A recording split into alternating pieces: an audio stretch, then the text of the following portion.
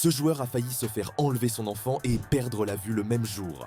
C'est une histoire complètement dingue qui connaît enfin son dénouement.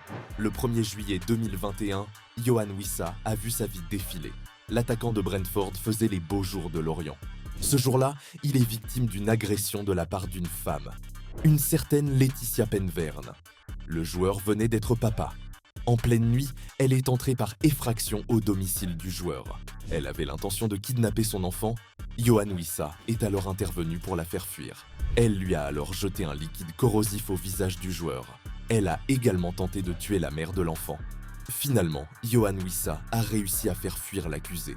Et il a failli devenir aveugle. Le lendemain, elle a tenté d'enlever un autre bébé en aspergeant la mère d'alcool à brûler.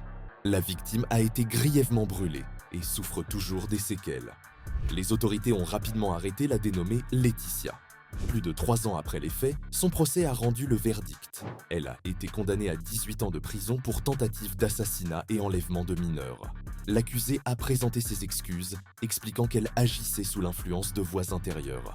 Laetitia Penverne avait fait croire à tout son entourage, dont son compagnon de l'époque, qu'elle était enceinte. Elle cherchait un bébé pour donner corps à ses mensonges. Si Yohan Wissa n'est pas devenu aveugle, il garde une séquelle physique de cette agression. Bien heureusement, cela ne l'a pas empêché de poursuivre sa carrière avec succès en Angleterre.